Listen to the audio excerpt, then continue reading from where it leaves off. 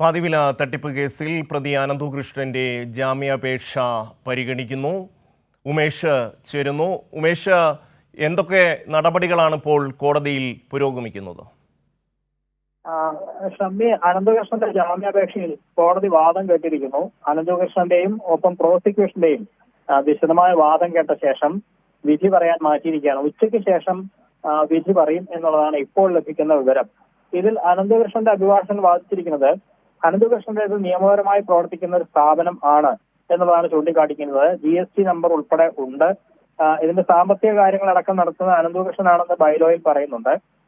എന്നാൽ മാത്രമല്ല ഇത് ഒരു സിവിൽ കേസ് മാത്രമാണ് എന്നും അഭിഭാഷകൻ കാണിക്കുന്നു. പ്രതി സ്വന്തം അക്കൗണ്ടിൽ പണം വാങ്ങിയിട്ടില്ല എന്നുള്ള വാദവുമൊക്കെയാണ് അനന്തകൃഷ്ണന് വേണ്ടി അഭിഭാഷകൻ ഉന്നയിച്ചത്.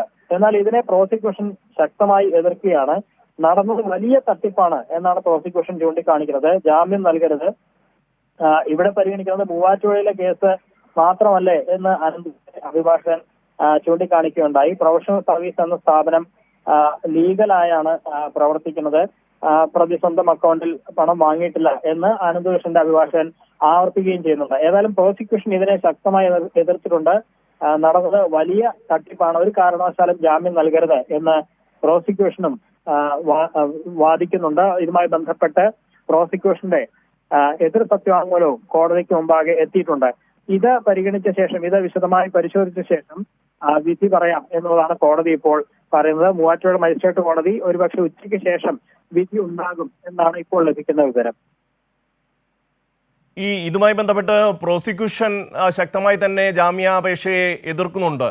അതേസമയം തന്നെ ഇദ്ദേഹം, ഈ അനന്തകൃഷ്ണന്റെ വക്കീൽ പറയുന്നത് തങ്ങളുടെ പ്രതിയുടെ അക്കൗണ്ടിലേക്ക് പൈസ നേരിട്ട് വന്നിട്ടില്ല എന്നുള്ളതാണ്. ഇടനിലക്കാർ വഴിയാണ് ഈ പൈസ മുഴുവൻ ശേഖരിച്ചിട്ടുള്ളത് എന്ന് വ്യക്തമാണ്. അപ്പോൾ അത്തരത്തിലൊരു വാദം ഉന്നയിക്കുന്നതിന്റെ പ്രസക്തി എന്താണ്? അത് തന്നെയാണ് കോടതി പരിശോധിക്കുന്നത്. ഇത് അനന്തകൃഷ്ണന്റെ വാദം മാത്രമാണ്. അതിന് എത്രത്തോളം ആ വാദത്തിൽ കഴമ്പുണ്ട് എന്നുള്ളതാണ് കോടതി പരിശോധിക്കുന്നത്. ഇത് നിയമപരമായി പ്രവർത്തിക്കുന്ന സ്ഥാപനമാണ് എന്നൊക്കെയാണ് അനന്തകൃഷ്ണന്റെ വാദം. GST നമ്പർ ഉൾപ്പെടെയുണ്ട്. സ്വന്തം നിലയിൽ ആരുടെയും പണം വാങ്ങിയിട്ടില്ല. ഇത് സാമ്പത്തിക കാര്യങ്ങൾ നടത്തുന്ന അനന്തകൃഷ്ണനാണ്. അത് ബൈലോയിൽ തന്നെ പറയുന്നുണ്ട്. അതുകൊണ്ട് ആ തരത്തിൽ ഇത് കൈകാര്യം ചെയ്തു എന്നുള്ളത് മാത്രമേ ഉള്ളൂ. അതല്ലാതെ ഇതിലൊരു സാമ്പത്തിക തട്ടിപ്പ് നടന്നിട്ടില്ല. ഇപ്പോൾ ഉന്നയിക്കപ്പെടുന്ന ആരോപണം, അതുമായി ബന്ധപ്പെട്ട പരിശോധിക്കുമ്പോൾ അതൊരു സിവിൽ കേസ് മാത്രമാണ് എന്നൊക്കെയാണ് അനന്തകൃഷ്ണന്റെ അഭിഭാഷകൻ ഇതിനെ ലഘൂകരിക്കാനാണ് അദ്ദേഹം ശ്രമിച്ചത്. അത് പ്രോസിക്യൂഷൻ ഇതിനെ ശക്തമായി എതിർത്തിട്ടുണ്ട്. അത്തരത്തിൽ നിസ്സാരമായ ഒരു കേസല്ല, സംസ്ഥാന വ്യാപകമായി നടന്ന വലിയ തട്ടിപ്പാണ്. 450 കോടിക്ക് മുകളിൽ നടന്ന വലിയ സാമ്പത്തിക തട്ടിപ്പ് ഉണ്ട്. ഇതിനു പിന്നിൽ ആരൊക്കെയാണ് എന്നുള്ളത് വിശദമായി തന്നെ പരിശോധിക്കേണ്ടതുണ്ട്. വളരെ ശക്തമായ അന്വേഷണം ഇതുമായി ബന്ധപ്പെട്ട് കൊണ്ടുപോകേണ്ടതുണ്ട്. മാത്രമല്ല, ഇയാൾ സ്വാധീനമുള്ള ആളായതുകൊണ്ട് ഈ ഘട്ടത്തിൽ ജാമ്യം നൽകിയാൽ അത് കേസിനെ പ്രതികൂലമായി ബാധിക്കും. അതുകൊണ്ട് ഇത് വിശദമായി അന്വേഷിക്കുന്നതിന് ഇയാൾ ജുഡീഷ്യൽ കസ്റ്റഡിയിൽ തന്നെ തുടരേണ്ടതാണ്. ഒരു കാരണവശാലും അയാൾക്ക് ജാമ്യം നൽകരുത് എന്ന് പ്രോസിക്യൂഷനും കോടതിയെ ബോധിപ്പിച്ചിട്ടുണ്ട്. ഏതായാലും ഈ വാദങ്ങൾ ഇപ്പോൾ കോടതിക്ക് മുമ്പാകെ ഉണ്ട്. അതിൽ അത് പ്രോസിക്യൂഷന്റെ വാദമാണോ കോടതി അംഗീകരിക്കുക, അതോ അനന്തകൃഷ്ണന്റെ വാദം അംഗീകരിക്കുമോ എന്നുള്ളത് ഉച്ചയ്ക്ക് ശേഷം അറിയാൻ കഴിയും.